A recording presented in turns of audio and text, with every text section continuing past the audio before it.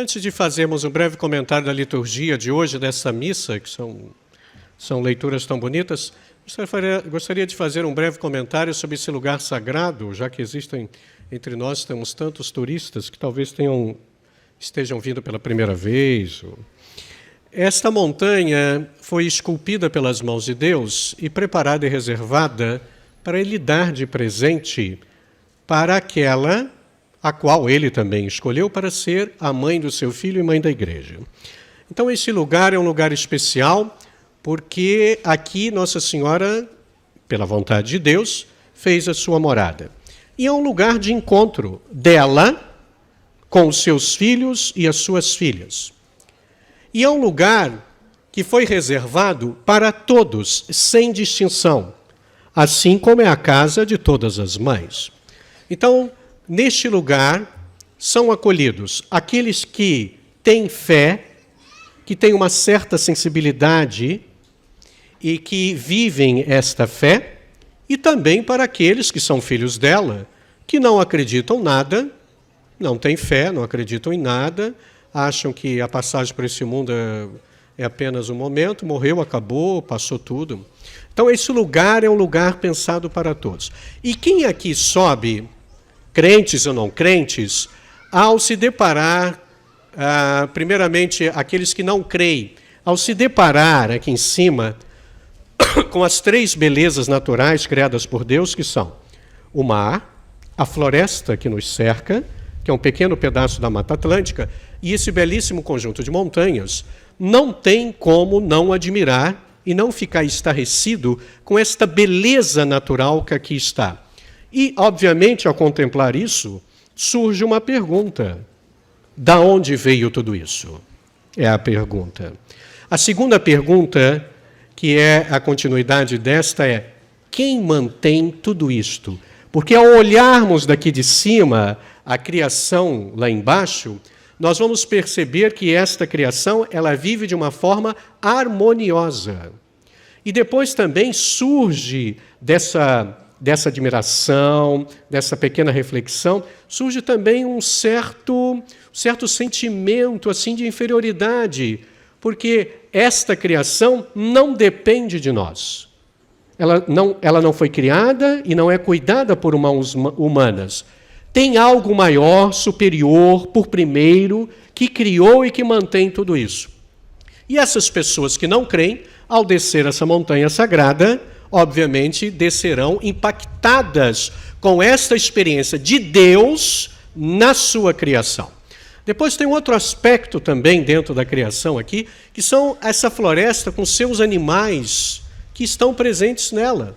Répteis, pássaros, aves especiais, bicho preguiça. Esses dias me contaram que uma mãezinha, uma mãe bicho preguiça estava com o seu filhotinho atravessando a estrada e eles pararam tudo, porque lentamente, quase que se arrastando bem devagar, iam atravessando essa estrada, de um lado do morro para o outro, para a admiração das pessoas que estavam descendo e subindo. Todo mundo saiu dos carros, fotografou, ficou admirado, as crianças queriam mostrar para os pais para as crianças também queriam mostrar para os avós. Então, foi um espetáculo à parte. Estou dizendo isso por quê? Porque os animais que estão dentro desta floresta aqui não se sentem ameaçados por nós. É incrível isso. Qualquer outro lugar teríamos muros, cercas, placas. Aqui não. E nós nos sentiríamos também ameaçados por esses animais. Parece-me que já vivemos aqui em cima, é a sensação que eu tenho, tá? Vivemos já uma experiência de eternidade, onde todas as criaturas, das menores às maiores, que um dia estarão diante da presença de Deus, viveremos assim de uma maneira harmoniosa como uma grande família. Tudo para Deus é importante. Talvez para nós não, mas para Deus, sim. Depois a questão da contagem do tempo aqui em cima. Quem tem o hábito de vir aqui sempre, claro que quem vem uma vez ou outra não vai sentir isso. Quem tem o hábito de vir aqui, participar das missas, rezar o seu texto, participar de uma via sacra, assim por diante, vai perceber que a ação do tempo cronológico do relógio aqui é diferente. Aqui parece sempre que a gente vive o momento presente. A gente não sabe o que é sábado, o que é domingo, o que é feriado, o que é dia santo. Aqui não existem essas coisas. Aqui todos os dias são iguais. É como será na vida futura, em que nós haveremos de viver apenas o momento presente. Não tem mais passado que nos assombra, que nos angustia, e não teremos a preocupação do que nós haveremos de enfrentar no futuro. Sempre o momento presente, vivendo diante da presença de Deus. E quem sobe aqui constantemente, vive essa experiência do momento presente, vivendo sempre diante da presença de Deus e aos pés de Nossa Senhora. Então, é uma experiência extraordinária. Para aqueles que creem, alguma coisa vem aqui em cima. Sentem uma energia, de uma força, de uma presença, de alguém que os nossos olhos corporais ainda não são capazes de enxergar, mas que pela fé nós acreditamos que seja a presença de Nossa Senhora. Gostei muito do que uma senhora falou aqui, eu vou guardar isso para mim. Numa entrevista do Oitavário, antes de começar, ela estava aqui no palco com aquela jornalista, eu estava assistindo, e a jornalista perguntou para ela, a senhora vem sempre aqui, né? Não, venho sempre aqui. Ela falou assim, aqui a gente quase que enxerga Nossa Senhora, quase que os olhos corporais enxergam. Gostei muito dessa expressão, e é uma verdade. A gente sente uma energia, uma força desta presença diferente. E ela, eu vou usar uma expressão que os antigos usavam, Nossa Senhora, ela passeia por este lugar. Passear não é a compreensão moderna nossa de tirar férias, né? Passear significa como os outros faziam antigamente, os nossos antepassados, em que moravam em pequenos povoados, cidades, aldeias, e ao que terminarem o seu trabalho, antes de voltarem para casa, eles passeavam pelas ruas da cidade para contemplar a natureza e para poder encontrar-se com as pessoas. Isso para eles era passear. Hoje a compreensão é bem diferente. Nossa Senhora, ela passeia por esse lugar. Portanto, ela não está só no nicho lá em cima, no altar-mor. Ela está na varanda lá em cima, ela está na nave da igreja, ela está naquele corredor do convento, ela está no mirante, ela está nesta alameda, ela está nesse campinho, ela está na estrada que dá acesso da rua aqui em cima, para poder encontrar-se, ela mesma, dar o primeiro passo e encontrar-se com seus filhos e suas filhas. E um sinal deste encontro maravilhoso, onde ela percebe tudo o que se passa com a pessoa, obviamente, é quando alguém vem subindo e rezando o terço. Ali, ela percebe a intenção daquela pessoa. E ninguém sobe ao alto desta montanha sagrada trazendo uma dúvida, com uma angústia, com um problema, na busca de resolver uma solução. Ninguém desce sem adquirir uma resposta. Há aqueles que sobem atrás de uma graça, de uma bênção, de um benefício.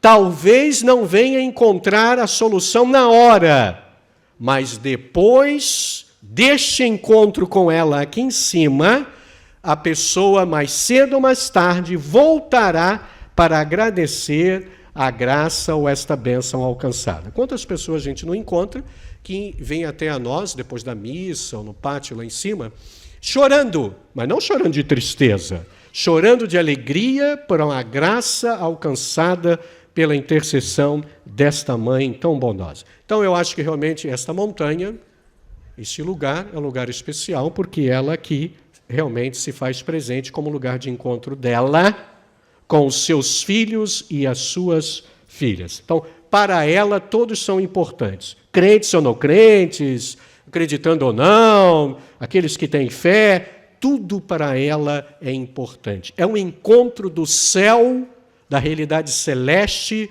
com a realidade nossa, que é humana, terrestre.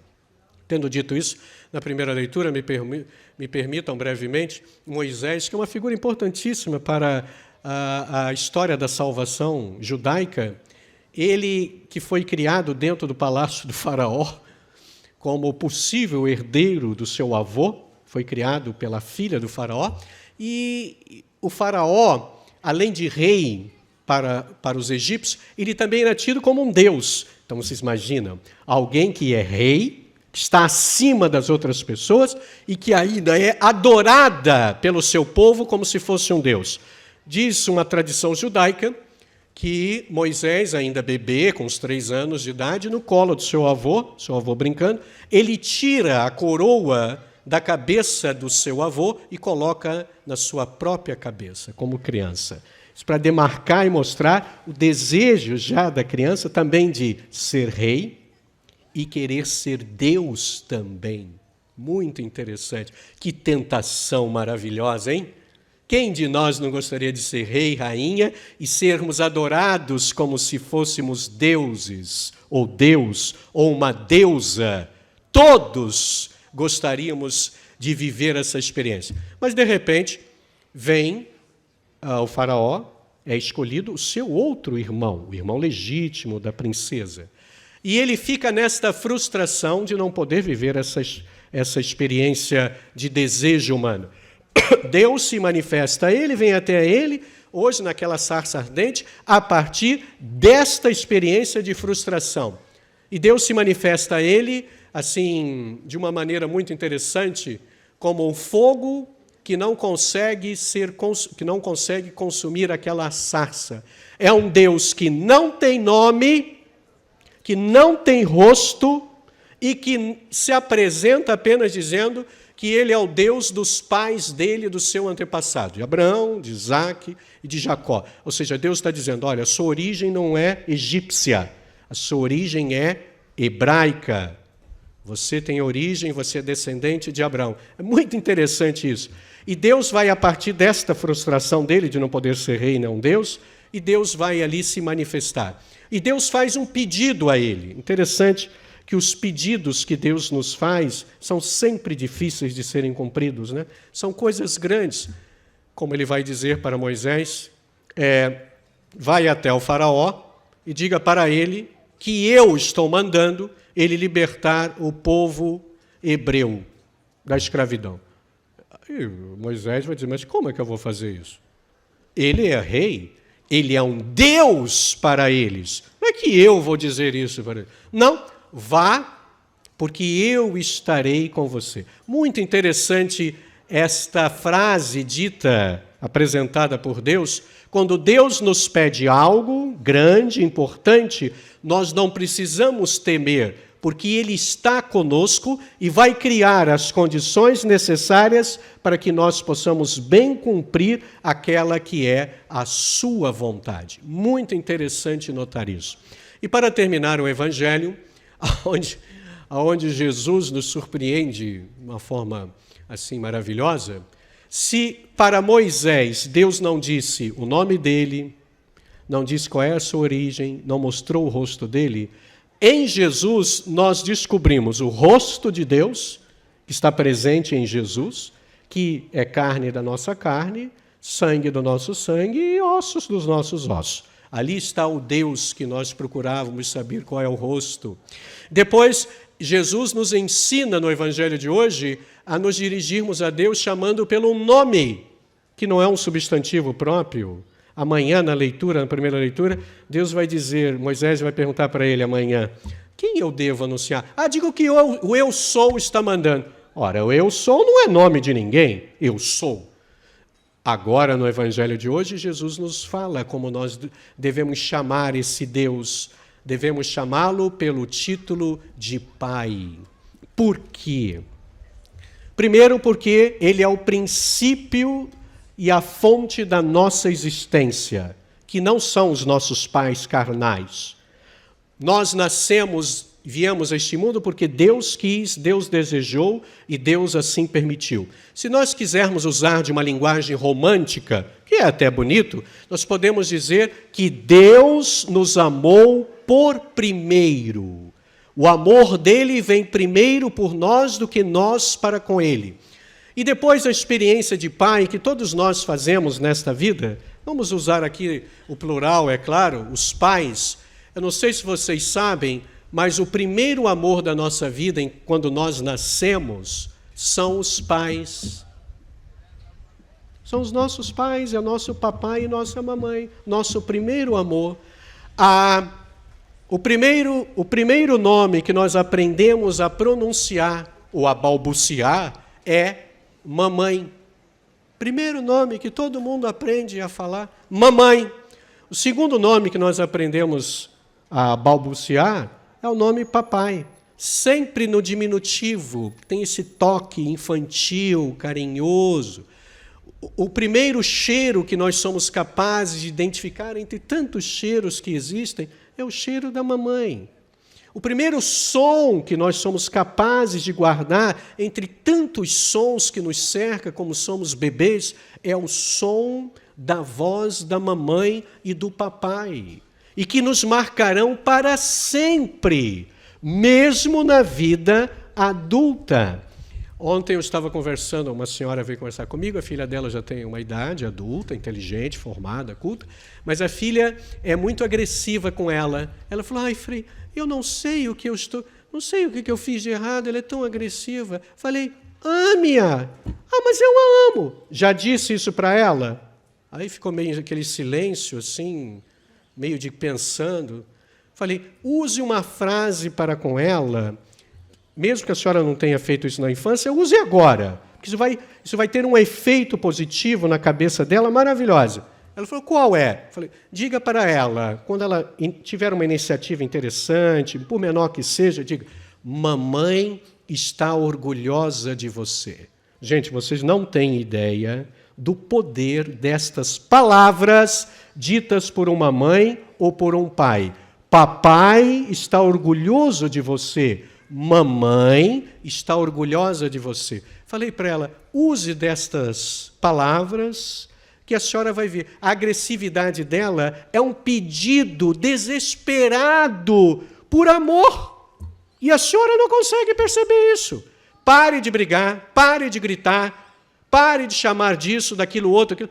Comece elogiando e dizendo que ela é importante na sua vida. A pessoa saiu assim, já com o rosto mais aliviado, pensativo, contemplativo. Então, Jesus, no Evangelho de hoje, nos dá como herança a graça de nos dirigirmos a Deus, chamando por esse título maravilhoso de Pai. Ele que nos amou por primeiro. E a experiência de pai e mãe é uma experiência que nós vamos carregar para todo sempre. Tinha um frei nosso, um santinho, velhinho, um frade polonês. Ele, no final da vida, no convento do Rio de Janeiro, estava esclerosado, já não sabia mais onde estava, quem é, e ele gritava pela mãe.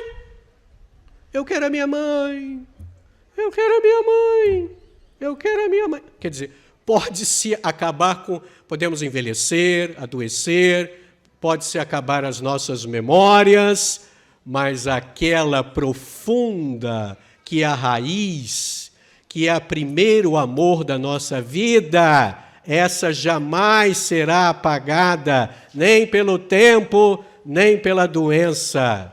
Louvado seja nosso Senhor Jesus Cristo. Para sempre seja louvado.